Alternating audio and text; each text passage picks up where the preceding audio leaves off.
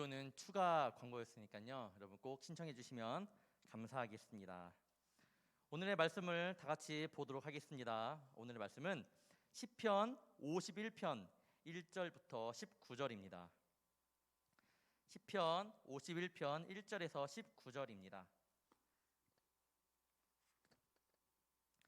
시편 51편 1절에서 19절 제가 봉독하겠습니다. 하나님이여, 주의 인자를 따라 내게 은혜를 베푸시며 주의 많은 긍휼을 따라 내 죄악을 지워 주소서. 나의 죄악을 맑게 씻으시며 나의 죄를 깨끗이 제하소서. 무릇 나는 내 죄거를 아오니 내 죄가 항상 내 앞에 있나이다. 내가 주께만 범죄하여 주의 목전에 악을 행하였사오니 주께서 말씀하실 때에 의로우시다 하고 주께서 심판하실 때에 순전하시다 하리이다. 내가 죄악 중에서 출생하였으며 어머니가 죄 중에서 나를 잉태하였나이다. 보소서, 주께서는 중심이 진실함을 원하시오니 내게 지혜를 은밀히 가르치시리이다. 우슬초로 나를 정결하게 하소서. 내가 정하리이다. 나의 죄를 씻어 주소서. 내가 눈보다 희리이다. 내게 즐겁고 기쁜 소리를 들려주시사 주께서 꺾으신 뼈들도 즐거워하게 하소서. 주의 얼굴을 내 죄에서 돌이키시고 내 모든 죄악을 지워 주소서. 하나님이여, 내 속에 정한 마음을 창조하시고 내 안에 정직한 영을 새롭게 하소서. 나를 주 앞에서 쫓아내지 마시며 주의 성령을 내게서 거두지 마소서. 주의 구원의 즐거움을 내게 회복시켜 주시고 자원하는 심령을 주사 나를 붙드소서. 그리하면 내가 범죄자에게 주의 도를 가르치리니 죄인들이 주께 돌아오리이다. 하나님이여, 나의 구원의 하나님이여, 피 흘린 죄에서 나를 건지소서. 내 혀가 주의 의를 높이 노래하리이다. 주여, 내 입술을 열어주소서. 내 입이 주를 찬송하여 전파하리이다. 주께서는 제사를 기뻐하지 아니하시나니 그렇지 아니하면 내가 드렸을 것이라. 주는 번제를 기뻐하지 아니하시나이다. 하나님께서 구하시는 제사는 상한 심령이라. 하나님이여, 상하고 통회하는 마음을 주께서 멸시하지 아니하시리이다. 주의 은택으로 시온의 성을 행하시고 예루살렘 성을 쌓으소서. 그때에 주께서 의로운 제사와 번제와 온전한 번제를 기뻐하시리니 그때에 그들이 수소를 주의 제단에 드리리이다. 아멘. 아멘. 아멘. 여러분, 저번 주 말씀 기억하시나요? 저번 주 주제는 처음 그때처럼이었습니다. 기억나시나요? 그리고 처음 그때처럼 한 다음에 옆에 가로친 다음에 뭘 하면 좋겠다라고 했죠? 처음 그때처럼 회복하자. 네, 회복하자입니다. 회복하자. 그 다음에 제가 첫 번째, 두 번째, 세 번째 3대지 설교를 하면서 첫 번째는 어떻게 했죠? 회복하기 위해서는 모이기에 힘쓰자. 두 번째는 전심으로 예배하자. 세 번째는 잘 배우자. 신앙의 유산을 잘 물려주기 위해서는 나도 좀 알아야 되지 않겠냐, 잘 배우자라는 겁니다. 오늘의 말씀은 제목은 내 속의 뻔뻔함입니다. 내 속의 뻔뻔함. 이 딱 주제만 보아도 여러분, 내 속의 뻔뻔함 딱 그냥 머릿속에 딱 지나가지 않나요? 내 안에 있는 뻔뻔한 모습들. 뻔뻔하다의 사전적 의미를 보면요, 부끄러운 짓을 하고도 염치 없이 태어나다입니다. 제가 생각하기에 이 뻔뻔함은 여러분, 하나님께 회개해야 할 굉장한 큰 문제라고 생각을 합니다. 이 뻔뻔함의 단어를 언제 쓰는지 한번 생각해 보면 진짜 이거 뻔뻔한 거 조심해야겠구나라고 생각을 하게 될 것입니다. TV를 보면 여러분, 범죄가 일어나죠. 범죄, 살인, 강간, 폭력, 여러 가지 입에도 담지 못할 그런 죄들이 많이 일어납니다. 그런데 우리가 그런 죄를 짓는 사람들을 보고 뻔뻔하다고 하진 않아요. 언제 뻔뻔하다고 하냐? 그 죄를 지은 사람들이, 그렇게 사람을 살인하고 폭력했던 사람들이 다음날 그냥 자신의 일상생활을 아무 거리낌 없이 할 때, 회사도 갔다 오고 이웃에게 인사를 꼬박꼬박 잘하고, 그런 모습을 딱 봤다가 했을 때 그것이 바로 뻔뻔한 모습이에요. 그 사람들 보고 우리는 뻔뻔하다라고 말을 합니다. 어쩌면 죄보다 더 심각한 것이 이 뻔뻔함의 문제가 아닐까 싶습니다. 여러분은 제가 죄인지 알아요? 내가 죄를 지을 때 내가 죄를 지었구나 라고 아시나요? 알면 여러분 회개할 수 있는 힘이 있다라는 겁니다. 하지만 죄가 죄인지도 모르고 살아가는 영혼들은 회개하기에도 참 어려운 것 같습니다. 제가 좋아하는 참 예화 하나가 있습니다. 좋아하는 예화가 있는데 설명해 드리도록 하겠습니다. 말씀드리면, 죽은 사람에게 돌을 올리면 그 죽은 사람이 그 돌의 무게를 느낄까요? 못 느낄까요? 죽은 사람에게 못 느끼죠. 당연히 못 느낍니다.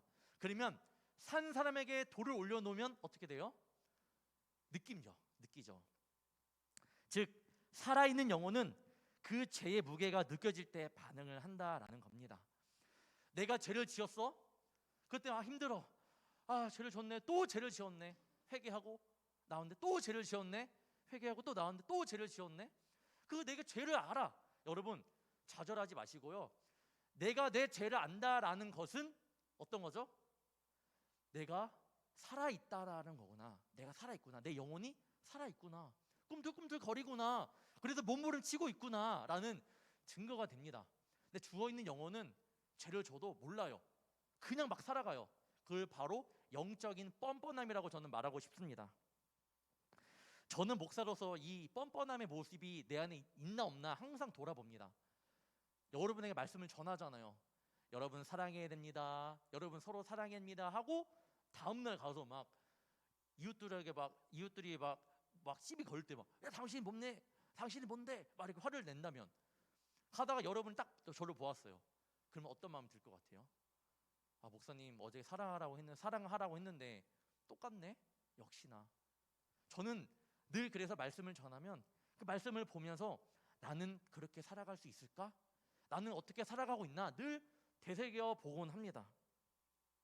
여러분도 내가 하나님의 자녀인데 말씀을 듣고도 그래 그렇지 라고 생각을 하고도 그냥 잊어버리고 그 한 주를 살아간다면 어쩌면 여러분도 뻔뻔한 모습의 그리스도인으로서 살아가는 것지도 모릅니다. 요즘 사람들은 건강에 대한 관심이 굉장히 많아요. 그래서 TV에 뭐가 좋더라 하면 어떻게 해요? 다 해요. 다 해요. 그래서 우리 한국은 보양식이라 해서 여러 가지로 먹기도 하죠. 뭐가 좋다라고 하면 엄청나게 잘 팔리고 수요 공급이 부족할 정도입니다. 그리고 어떤 체조가 좋다 하더라면 어떻게 해요? 다 합니다. 그리고 한 다음에 어떻게 해요? 어디 가서 야 너 해봤어? 그래갖고 같이 운동도 해보고 이 체조 정말 좋아 너도 한번 해봐 라고 하며 그 체조를 추천하기도 합니다.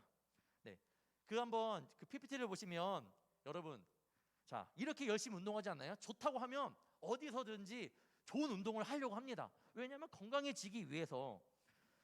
그런데 여러분 그렇게 몸의 건강에는 그렇게 관심이 많은데 여러분 영혼의 건강에는 얼마나 관심이 많아요? 네. 영혼의 건강에는 여러분이 얼마나 관심이 많으신가요? 내 영혼은 지금도 이 시간에도 이 예배나 오기 전까지의 상황 가운데서도 내 영혼이 어땠는지 여러분은 얼마나 관심을 가지고 살으셨나요? 내 영혼이 죽어가고 멍들어 있다면 빨리 치료해야 됩니다. 빨리 해결책을 찾아야 됩니다. 어떤 방법을 써서라도 영혼을 회복시켜야 됩니다. 하지만 평일에는 바쁘다는 핑계로, 약속 있다는 핑계로, 힘들다는 핑계로 내 영혼 돌보기에는 참으로 관심이 없을 때가 많습니다. 교회 나오는 기독교인들도 그런데 여러분 밖에 있는 사람들, 세상의 사람들은 오죽하겠습니까? 여러분들이 그런 모습이라면 여러분 친구들은 더 할 거라는 이야기입니다.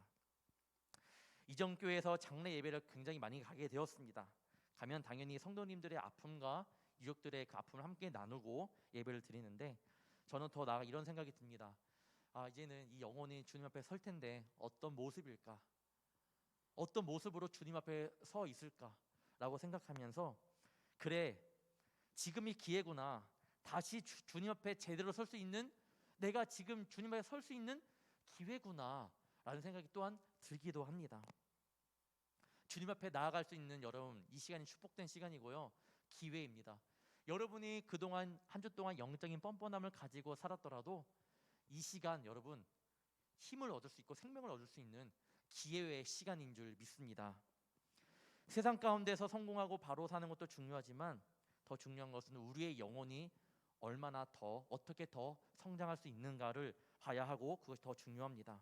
오늘 저희가 읽은 시편 51편의 말씀은 다윗에 관한 이야기입니다. 어떤 내용인가요? 1절 위에 소주제를 좀 보면 이렇게 써져 있습니다. 다윗의 시, 인도자를 따라 부르는 노래. 다윗이 밧세바와 동침한 후 선지자 나단이 그에게 왔을 때. 여러분이 아시는 것처럼 다윗은 하나님께 인정을 받은 자였습니다. 굉장히 성경을 보면 다윗에 대한 평가가 엄청나요. 엄청나. 그런데 다윗은 간음죄와 살인죄를 저질렀던 그런 사람이었습니다. 자신의 충실한 신하 우리아의 아내 밧세바를 범했습니다. 반해갖고 한눈에 반해갖고 그와 동침하게 되었습니다. 밧세바가 임신했다고 알리자 다윗은 우리아를 전쟁터 최전방으로 보내서 죽게 만듭니다. 이 사실이 세상에 알려진다면 이 나라의 위신이 떨어지고 위상이 떨어지고 국민에게 엄청난 신뢰를 잃을 거예요. 많은 사람들에게 질타를 받을 겁니다. 다윗이 행한 모든 모습들은 그런 모습들은 정말로 큰 죄라는 겁니다. 죄. 그런데 그런 죄를 짓고도 다윗 그 다음 날은 어땠나요? 다윗이 다음 날 어떠한 행동을 보였나요? 태연히 왕으로서 신하들을 돌보고 정사를 돌보았습니다. 하나님께 제사를 드렸습니다. 우리가 전율해야 되는 것은 다윗의 그 뻔뻔함을 보고 전율해야 됩니다. 하나님은 어떠하셨을까? 얼마나 분노하실까라고 생각을 해보면 참 마음이 아프기도 합니다. 다윗의 모습은 너무나도 뻔뻔한 모습이었습니다. 다윗의 뻔뻔함의 극치는 여기서 끝이 아닙니다. 여기서 끝나면 그래도 괜찮은 건 아니지만 그래도 좀 낫겠지만 뻔뻔함은 완전히 끝까지 달렸습니다. 그의 뻔뻔함은 최고였습니다. 나단 선지자가 하나님께서 나단 선지자를 통해서 다윗을 책망하라고 보냅니다. 다윗에게 와서 나단 선지자는 다윗이 저질렀던 죄를 당신 이거 이렇게 잘못했지라고 한 것이 아니라 하나의 비유로 이야기를 합니다. 비유는 이런 이야기입니다. 왕이여, 한 성에 두 사람이 있는데 가난한 사람, 그러니까 부자와 가난한 사람이 있습니다. 근데 한 사람, 이 부자는 소와 양이 굉장히 많고 가난한 사람은 암양 새끼 한 마리밖에 없습니다. 근데 왕이여, 어느 날 그 부자에게 손님이 왔는데 손님을 대접할 때 자신의 소와 양을 가지고 대접한 게 아니라 가난한 사람, 아무것도 없는 암양 새끼 한 마리밖에 없는 그것을 가지고 음식을 대접했습니다. 이렇게 이야기를 했습니다. 어떤 비유예요? 다윗 왕은 지금 굉장히 가진 게 많아요. 왕이니까. 그런데 우리아라는 이 신하가 가진 거는 별로 없지만 이 다윗 왕은 가진 것이 많음에도 불구하고 우리아의 아내 밧세바를 범한 것을 비유로 설명을 한 겁니다. 이때 나단 선지자 이야기를 듣고 다윗은 내 얘기인가? 라고 생각하지 않고 어떻게 말을 했냐? 이렇게 말을 합니다. 사무엘하 12장 5절입니다. 여호와의 살아계심을 두고 맹세하노니 이 일을 행한 그 사람은 마땅히 죽을 자라. 자기 얘기한지도 모르고 그래서 그 사람은 마땅히 죽어야 돼라고 이야기를 하는 겁니다. 우리는 지금 자신이 잘못해놓고 끝까지 자신의 잘못을 깨닫지 못하는 다윗의 뻔뻔함을 지금 보고 있습니다. 사실 이런 모습은 우리에게도 있습니다. 잘 생각해봐요. 우리에게도 있어요.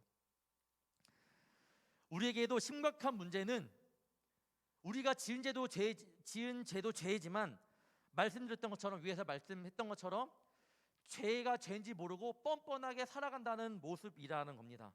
우리의 심각한 문제는 그거라는 거예요. 죄인지도 모르고 뻔뻔하게 그냥 살아가는 모습들 아주 심각합니다. 그리고 다윗처럼 죄를 지은 다른 사람을 볼 때 흥분하고 비난하고 정죄합니다. 나도 그 사람과 똑같은데 내 모습은 보지 못하고 그래 그 사람은 왜 그랬냐 왜 저랬냐 라고 내 모습은 보지 못하고 다른 사람만 봅니다. 나는 저런 사람이 아니야. 나는 절대 저런 사람과 같지 않아. 나의 죄는 숨기고 남의 허점은 참 잘 찾아내는 것이 우리의 진짜 모습이 아닐까 싶습니다. 요한복음 8장에 여러분이 잘 아는 음행한 여자에 대해 나오죠. 서기관과 바리새인들이 음행 중에 잡힌 여자를 끌고 와서 예수님 앞에 앉힙니다. 그리고 이렇게 말을 합니다. 선생님, 이 여자가 가늠하다가 현장에서 잡혔는데 모세는 돌로 치라고 했는데 선생님은 어떻게 하시겠습니까? 라고 말을 합니다. 여러분은 잘 아시는 것처럼 이렇게 말을 하죠. 너희 중에 죄 없는 자가 먼저 돌로 치라 라고 예수님은 말씀하십니다. 그래? 이 여자가 음행이 있어? 그러면 너희 중에 죄 없는 사람 와서 이 사람을 돌로 쳐. 그러니까 어떻게 돼요? 그들이 이 말씀을 듣고 양심의 가책을 느껴 어른으로 시작하여 젊은이까지 하나씩 나가고 오직 예수와 그 가운데 섰는 여자만 남았더라. 여러분, 여기서 양심의 가책을 느껴, 잘 봐요. 양심의 가책을 느껴. 양심의 가책을 느껴 모두가 돌을 던지지 못하고 갔다라는 거잖아요. 그러면 양심의 가책을 느꼈다라는 것을 잘 다시 한번 생각을 해보면 양심은 있었다라는 거가 됩니다. 그래도 양심은 있었다. 그 사람은 양심이 있었는데 여자가 가늠한 모습을 지적하고 정죄하는 그 순간에는 양심이 없었습니다.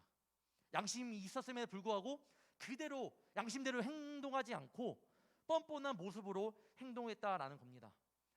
그러니까 먼저 너희 중에 죄 없는 자가 돌로 먼저 치라고 할 때 그때서야 양심의 가책을 느껴 한 명씩 빠져나갔다라는 거예요.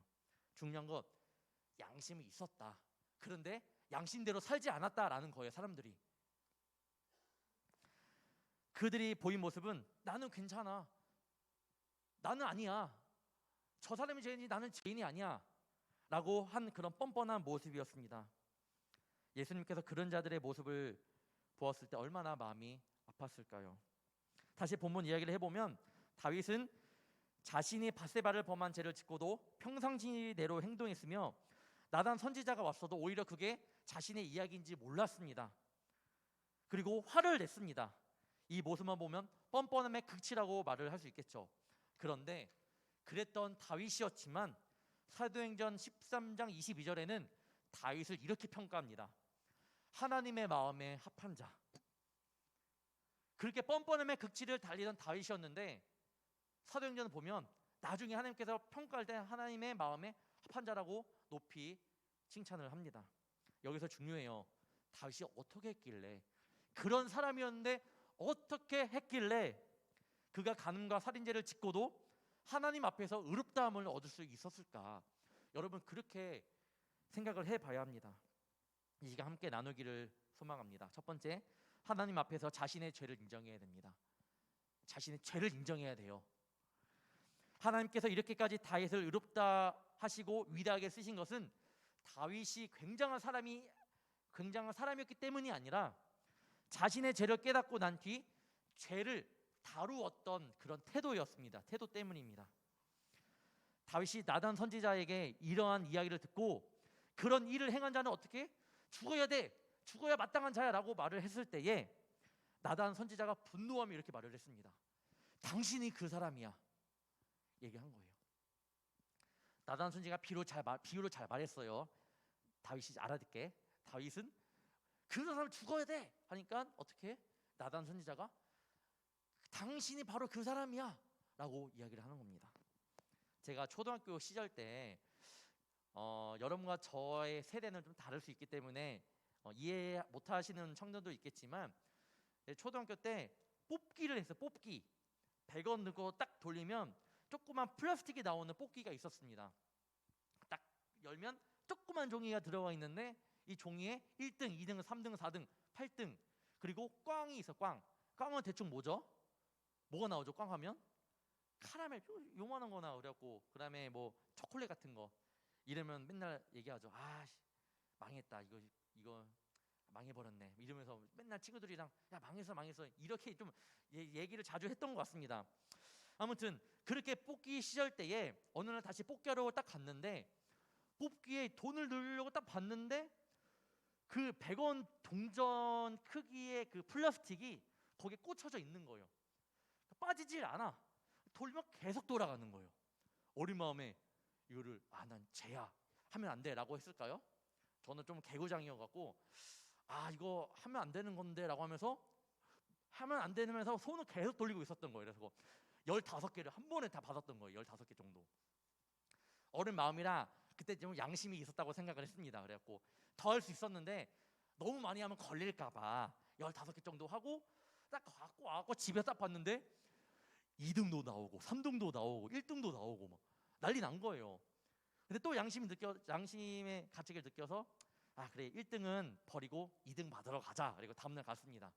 다음에 갔는데 그 문방구 아주머니께서 아주머니 저 이거 당첨됐어요. 그러니까 너 어저께 그거 했던 너 그 아이가 너지? 라고 말을 하는 거예요. 그 말을 했을 때 내 죄를 들킨 거잖아요. 근데 저는 어떻게 말했냐면 저요? 아니에요 아줌마 저 안 했어요. 어저께 이거 고장 났는데 너 그때 했던 사람이 너지? 아 저 아니에요. 화를 내면서 어떻게 말을 했냐면 아 그러면 2등 말고 3등 주세요 3등. 그리고 결국에 3등을 받아왔던 기억이 있습니다. 근데 다윗은 어땠나요? 당신이 그 사람이라고 나단 선지자가 딱 말을 했을 때에 다윗은 어떻게 했나요? 내가 주께 범죄하였나이다 라고 고백을 했습니다. 당신이 그 사람이야 라고 말을 했을 때 자신의 죄를 인정하고 그래요 내가 주께 죄를 범죄하였나이다. 하나님의 말씀이 자신에게 임했을 때 그 즉시로 자신의 죄를 솔직히 인정을 했던 그런 다윗이었습니다. 일체의 변명이나 책임 회피를 하지 않았다라는 거예요. 다윗의 회개 내용을 보면 바세바 이야기가 안 나와요. 주님 이래서 제가 죄를 지었고요. 아 바세바가 하필 거기 있어갖고 제가 안 보려고 했었는데 그냥 지나치면 되는데 바세바가 거기 있어서 남자잖아요. 어쩔 수 없이 이렇게 된 거예요라고 그러니까 변명 같은 건 전혀 하지 않아요. 어떻게 말하냐? 이 모든 것이 내 죄입니다 라고 고백합니다. 이런 태도가 다윗을 살려낸 거예요. 여러분 우리가 어떤 죄를 지었을 때 맞습니다. 아 제가 잘못했습니다. 말이 금방 나와요 안 나와요? 잘 안 나와요. 진짜 잘 안 나와요. 어렸을 때 저도 저 안 했어요 3등 주세요 라고 했던 것처럼 쉽게 안 나오고 더 오히려 화를 낼 때가 있습니다. 하나님께서 우리의 죄를 지적하셔도 우리는 자꾸만 어쩔 수 없었다고 핑계를 대고 그것은 내 죄가 아니고 다른 사람 때문에 생긴 거라고 핑계를 대며 피하기도 합니다. 때로는 그 죄를 합리화합니다. 아, 이 죄는 괜찮겠지, 이 정도는 괜찮겠지라고 하며 여러분 내가 내 죄의 크기를 평가하고 내 죄의 크기를 결론을 내립니다. 아 이건 이 정도는 죄는 아니야. 죄는 죄인데 내가 평가하는 거 내 생각에 내 기준에 죄의 기준에 이건 안 들어가는 거 범주가 안 들어가니까 그래 이거는 죄가 아니야라고 내가 죄를 평가하고 결론을 내릴 때가 많습니다. 그러나 우리가 하나님과의 관계를 회복하기 위해 중요한 것은 하나님께서 성령님의 감동으로 내 죄를 지적하실 때 하나님 맞습니다. 제 죄가 맞습니다라는 이렇게 인정할 때가 중요하다는 것을 말씀드립니다. 핑계대고 남 탓하지 말아야 되고요. 이렇게 솔직히 하나님 맞습니다. 이것이 저의 죄입니다라고 고백할 때 이것이 바로 저와 여러분이 사는 길인 줄 믿습니다. 우리 주님 앞에서 좀 더 솔직해지기를 축복합니다. 두 번째, 이웃에게 지은 죄도 결국 하나님께 죄를 짓는 일입니다. 4절 그 상반절을 보시면요, 내가 주께만 범죄하여 주의 목전에 악을 행하였사오니, 봐봐요. 이 말씀을 잘못 해석하면 오해하게 됩니다. 주께만 범죄하여, 주께만 범죄한 거예요. 지금 다윗이 우리한테도 범죄를 한 거고 바세바한테도 범죄를 한 거고 국민들에게 볼 때도 범죄를 한 거잖아요. 그런데 왜 주께만 범죄하였다고 하냐? 여기서 다윗이 말하려는 하는 본뜻은 사람에게 지은 죄라 하더라도 이 지은 죄는 다 하나님께 행한다라는 뜻입니다. 다시 말씀드리면 내가 이웃을 미워해도 이것은 하나님을 미워한다라는 것이 되는 겁니다.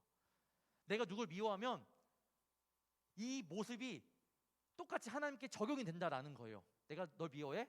이웃은 난 하나님 미워해요 라는 뜻이 되는 겁니다. 내가 누굴 사랑해? 정말 사랑을 아껴? 이것은 하나님을 향한 모습인 거예요. 다윗은 자기 죄를 고백할 때 어떻게 했나요? 나단 선지자만 몰래 부른 것이 아니에요. 나단 선지자, 그러니까 당신이 그 사람이라 딱 했을 때 창피하잖아. 그러니까 다윗이 잠깐만 와봐. 그래서 내가 미안해. 이렇게 한 것이 아닙니다. 그렇게 했다고 성경에 나와 있지 않습니다. 그 자리에서 바로 죄를 고백하였습니다. 부끄럽겠죠. 많은 사람들이 볼 수도 있었겠죠. 굉장히 부끄러운 모습이었을 겁니다. 그런데 망신은 당할지언정 다윗은 내가 하나님께 죄를 지었는데 하나님으로부터 용서를 받을 수 있다면 이 상황이 뭐가 부끄러운 거냐? 나의 죄가 주님 앞에 용서만 받을 수 있다면 누가 나한테 손가락질 해도 나는 부끄럽지 않다라는 다윗의 고백이 담겨 있는 모습입니다. 결국 하나님께서는 다윗의 죄를 만천하에 드러내셨고 몇천 년이 흐른 지금 우리에게도 그 말씀을 전해주고 있습니다. 다윗은 그런 사람이었다고 우리는 알고 있어요. 창피할 수 있죠. 지구멍이라도 있으면 숨고 싶을 겁니다. 다윗에게는 죽음 같은 고통이었을 겁니다. 하지만 그런 고백 때문에, 바로 그것 때문에 다윗은 살 수 있었습니다. 중요 여러분, 그 고백 때문에, 그렇게 창피를 무릅쓰고 죄를 인정했기 때문에 살 수 있었던 거예요. 왕으로서 창피했겠지만 간절한 마음으로 회개하였기 때문에 그는 평생에 하나님 앞에서 정직하게 살 수 있었습니다. 열왕기상 15장 5장 5절에는 이렇게 말씀합니다. 이는 다윗이 햇사람 우리아의 일 외에는 평생에 여호와 보시기에 정직하게 행하고 자기에게 명령하신 모든 일을 어기지 아니하였습니다. 다윗의 햇사람 우리아의 일 외에는 평생에 여호와 보시기에 정직하게 행했다라고 해요. 우리아의 일 외에는, 우리아의 일을 일어난 다음에 그의 회개는 진정한 회개였고 엄청난 회개였다라는 거예요. 그리고 그 후로는 하나님 마음에 합한 자가 되었다라는 겁니다. 바로 다윗의 죄가 드러나는 것은 하나님의 사랑이었고 은혜였습니다. 여러분, 죄가 드러난다는 것은 은혜예요. 은혜. 내 죄를 내가 안다는 것은 은혜입니다. 하나님의 사랑이라는 거예요. 여러분, 여러분의 죄를 알고 그 하나님의 사랑을 많이 듬뿍 받아서 회개함으로 주님께 칭찬을 받는 주님의 청년들이 되기를 축복합니다. 하나님과의 관계를 정말 바로 하기를 원하시나요? 그렇다면 주변 사람들보다 하나님을 더욱 바라보아야 합니다. 진실한 회개는 사람들의 비난이나 손가락질에 상관하지 않고 창피함을 무릅쓰고서라도 자신의 죄를 정직하게 고백하는 것입니다. 그리고 그렇게 하나님 앞에 진정으로 회개한 자는 더 이상 죄를 짓고 싶지 않게 될 것입니다. 하나님 앞에 솔직하게 나아가는 여러분 한 분 한 분이 되기를 축복합니다. 내 속에 뻔뻔함이 있었다, 여러분 걱정하지 말아요. 한 주 동안 뻔뻔함으로 살아왔더라면 다시 한번 회개하며 나아갑시다. 지금이 기회라는 거, 기회. 저는 매일매일 감사함으로 살고 있습니다. 왜냐면 장례식장 갔을 때 그 이제 승하원에 딱 이렇게 납골을 안치를 했을 때 참 거기에 나이 어린 사람들도 있고 청년들도 있고 나이 많은 사람들도 있겠죠. 갓 태어난 아이들의 그 생년월일을 써져 있고, 그걸 볼 때마다 내가 언제 주님 앞에 언제 불릴지는 모르겠지만 불리는 그 순간 언제라도 그 불리기 전까지의 모든 상황 속에서 내가 살아가는 것은 하나하나의 기회고 하나하나의 주님의 축복이구나 라고 느꼈습니다. 여러분이 지금 예배드리고 살아가는 것 모두 한순간이 축복이고 그것이 바로 기회인 줄 믿습니다. 회개할 수 있을 때 회개하며 나아가기를 바랍니다. 오늘 예배 시간에 찬양할 때, 예배드릴 때, 기도할 때 눈치 보지 않고 내가 하나님 앞에 1대1로 서 있다고 생각하고, 주님, 내가 지금 이렇게 기도할 수 있을 때 간절히 기도하기를 원합니다. 내가 이렇게 찬양할 수 있을 때 간절히 찬양하기를 원합니다. 주님, 내가 예배 드릴 수 있을 때 정말 간절한 마음으로 예배 드리기 원합니다라고 고백하기를 축복합니다. 세 번째, 마지막입니다. 하나님께 상한 심령으로 회개해야 합니다. 5절에 보시면 내가 죄악 중에 출생하였으며 모친이 죄 중에 나를 잉태하였나이다. 모친이 죄 중에 나를 잉태하였나이다. 이 말씀은 모친을 향한 원망의 말이 아니라 다윗이 자신에 대한 고백인 것입니다. 나는 태어날 때부터 원래 그런 사람이었습니다. 나는 태어날 때부터 주님 원래 그런 죄인이었습니다 라는 이런 고백입니다. 그러니까 주님, 나는 원래 그런 사람은 아닌데 어쩌다 보니까 실수로 환경 때문에 그랬나 봅니다 하지 않았습니다. 다윗은 주님, 나는 태어날부터 죄인이었습니다. 난 그런 사람이에요, 주님. 나는 그냥 그런 사람이었던 거예요, 주님. 용서해 주세요. 라는 고백이 되는 겁니다. 이 얼마나 자신에 대한 간절한 회개인가요? 다윗은 회개하면서 하나님이 원하시는 것은 상한 심령의 제사인 것을 알았습니다.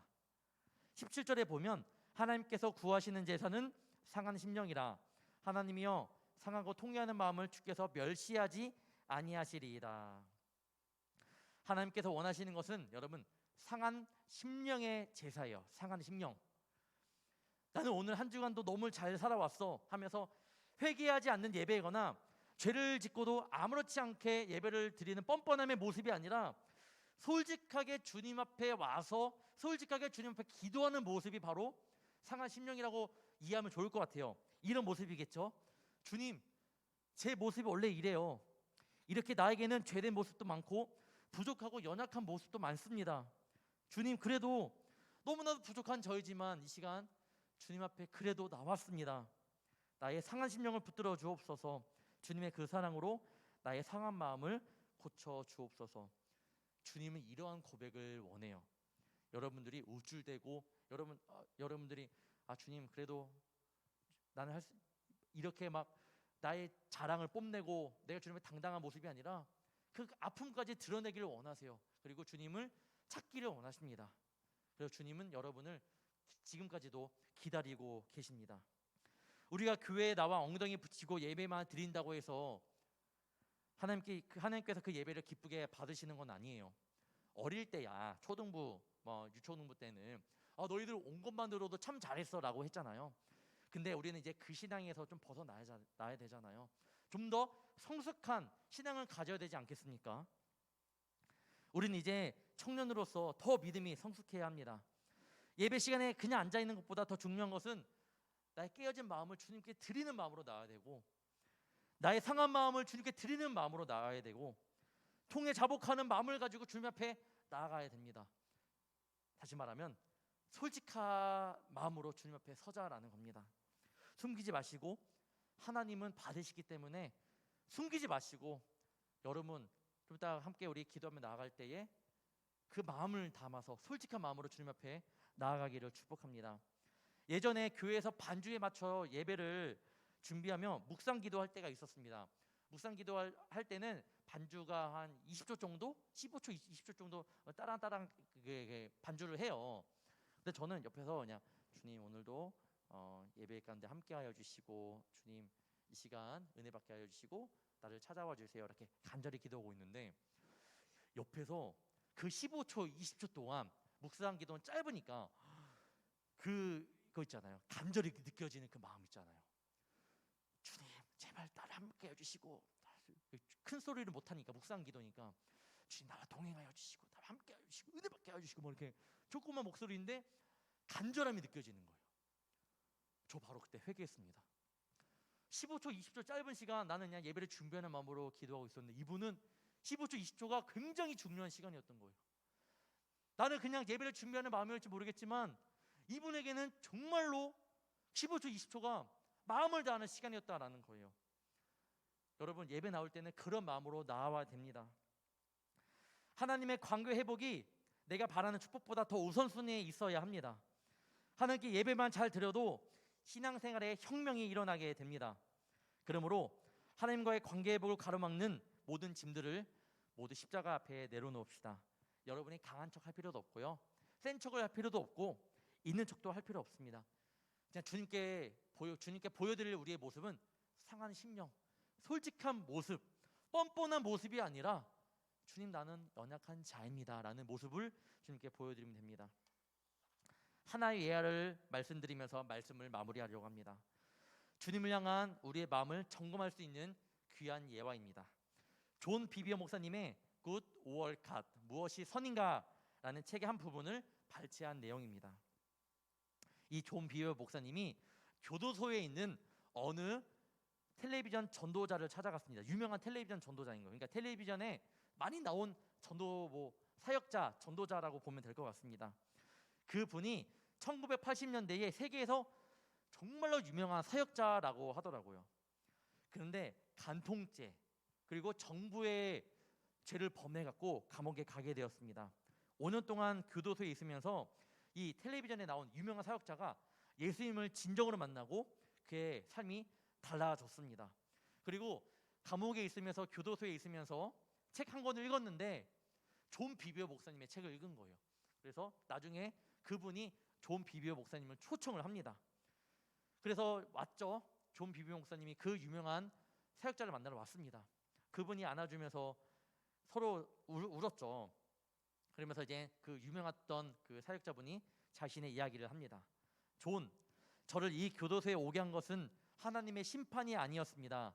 그건 하나님의 자비였어요. 제가 만일 예전처럼 살았다면 영원히 지옥에 가고 말았을 테니까요. 그의 말에 존 비비어 목사님은 놀랐습니다. 그리고 존 비비어 목사님이 생각하기에 그분이 사역할 때는 정말 예수님을 무척 사랑했고 하나님을 향한 열정이 정말 뜨거웠는데 왜 갑자기 이렇게 변했을까라는 생각이 들어갔고 물었습니다. 어쩌다가 그 열정을 잃어버린 건지 궁금해서 물었습니다. 그때 이렇게 말을 했습니다. 당신은 언제 예수님에 대한 사랑을 잃어버렸나요? 라고 존 비비어 목사님이 말을 했습니다. 그러니까 그분이 말씀하시기를 예수님에 대한 사랑을 잃어버린 적이 없다라고 말을 하는 거예요. 나는 예수님에 대한 사랑을 잃어버린 적은 없다. 그러니까 존 비비어 목사님이 당신 전도사님 교육자 이렇게 여러 가지 호칭이 있겠죠. 당신이 했던 거는 간통죄를 범했고 사기죄도 저질렀지 않았습니까? 그건 예수님의 사랑을 버린 거 아닙니까? 라고 말을 하니까 이렇게 말을 합니다. 존, 나는 그 일을 겪는 동안 늘 예수님을 사랑했습니다. 그러니까 존 비비어 목사님이 무슨 말을 하는 거야? 예수님을 사랑한다고 했으면서 간통죄, 사기죄, 정부에 범하는 죄를 저질러? 머리 어지러운 거죠. 근데 또 이렇게 말을 합니다. 존, 저는 예수님을 사랑했어요. 하지만 그 분을 두려워하지 않았습니다. 몇 분 동안 침묵이 흘렀고 그의 말이 충분히 이해가 되었습니다. 그때 그 전도자는 침묵을 깨고 정신이 번쩍 드는 말을 했습니다. 존, 저와 같은 사람들이 수없이 많습니다. 그들은 예수님을 사랑하지만 그분을 두려워하지 않습니다. 저는 여러분이 하나님을 사랑하지 않는다라고 생각하지 않습니다. 분명히 여기 다 하나님을 사랑하는 마음으로 이 자리에 왔을 거예요. 그런데 묻고 싶습니다. 여러분이 하나님을 사랑하는 만큼 하나님을 두려워하고 있나요? 이걸 바로 경외라고 하죠. 경외. 두려워하는 마음, 경외. 우리 죄 가운데 무뎌질 수밖에 없습니다. 이 경외할 마음이 없다면 죄가 무뎌진다라는 겁니다. 불꽃교회 청년 여러분, 우리가 죄를 짓고도 뻔뻔하게 살아가는 이유가 무엇인지 아시나요? 하나님을 사랑하는 마음이 있어도 하나님을 두려워하는 마음은 없기 때문이에요. 하나님을 두려워하지 않기 때문에 내 모습에서 뻔뻔함의 모습이 계속 나타나는 겁니다. 작은 죄든 정말 누가 보아도 작은 죄라고 할지라도 여러분이 조그만 죄라 할지라도 그 죄에 대해서 민감하게 반응할 줄 알기를 축복해요. 조그만 죄여도 그 죄에 대해서 민감하게 예민하게 반응하기를 축복해요. 그리고 상한 심령으로 주님 앞에 나아가기를 원합니다.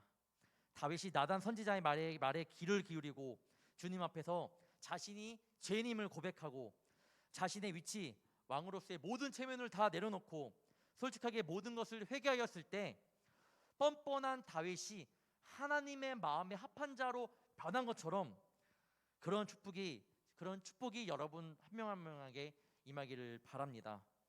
우리와 친구 같은 주님이지만 때로는 두려운 마음도 가져야 됩니다. 여러분 뻔뻔한 마음 있습니까? 주님 두려운 마음도 가지고 그리고 상한 심령을 가지고 나와서 주님 앞에 솔직한 마음으로 나아가 주님 앞에 고백하는 저와 여러분이 되기를 주님의 이름으로 축복합니다. 그럴 때 비로소 여러분이 옆에 있는 하나님과 세상의 다리가 되는 그냥 다리가 아닌 아주 튼튼한 다리가 되는 줄 믿습니다. 하나님과의 관계 회복이 있기를 주님의 이름으로 축복합니다. 오늘도 구호로 마무리하도록 할게요. 참 구호가 저는 이 표가 너무 마음에 듭니다. 하나님과 세상의 다리가 되는 교회. 네, 여러분 다리는 그냥 만들어지지 않아요. 제가 집이 인천이거든요. 인천인데 인천에 영종대교가 있어요. 그 섬을 연결하는 그 영종대교가 어떻게 만들어졌을까, 지어졌을까, 저는 그래서 찾아보기도 했는데 굉장하더라고요. 굉장해. 네, 굉장합니다. 그리고 인천의 송도에서 영종도까지 이어지는 거기 그 인천대교는 한국에서 아마 제가 제일 긴 다리로 알고 있어요. 그거를 지은 것을 한번 딱 보면요, 유튜브도 치면 나오니까 여러분 쉽게 만들어지지 않았다라는 거예요.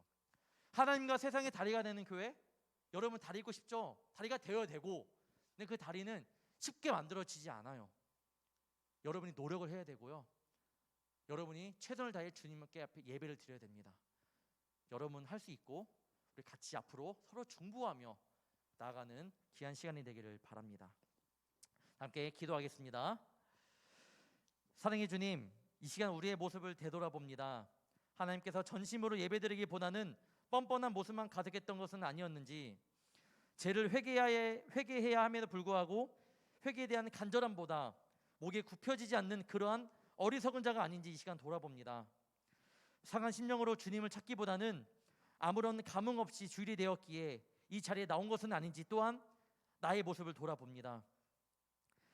주님은 끝까지 우리가 돌아오기를 원하시는데 우리는 그 주변만 맴돌며 신앙생활을 하고 있는 것은 아닌지 돌아봅니다. 주께서 이러한 모습들을 용서하여 주시며 주님의 십자가의 사랑으로 다시 한번 우리를 긍휼히 여겨 주옵소서. 주님께 진실된 모습으로 나아가게 하여 주옵소서. 거짓된 모습, 뻔뻔한 모습으로 서는 것이 아닌 주님 앞에서만큼은 솔직하고 모든 것을 고백할 줄 아는 자녀 되게 하여 주옵소서. 신앙생활 가운데 눈치 보지 않게 하시고 당당하게 하나님의 자녀로서 굳건한 믿음을 가지고 살아가는 귀한 자녀 되게 하여 주옵소서. 우리 불꽃교회 청년부를 기억하사 서로를 위해 줄 줄 알며 협력하여 선을 이루게 하시는 하나님을 기대합니다. 2022년 서로 뜨겁게 사랑하고 뜨겁게 기도하는 믿음이 자라나는 귀한 한 해가 되게 하여 주시옵소서. 주님, 우리는 예수님 믿는 청년들입니다.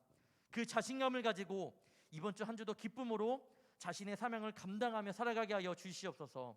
이 시간 우리의 예배를 받아주심에 감사하며 이 모든 말씀 예수님의 이름으로 간절히 기도합니다. 아멘. 다 같이 찬양하시면서 준비하신 힘을 봉헌하도록 하겠습니다. 내게 있는 향유옥합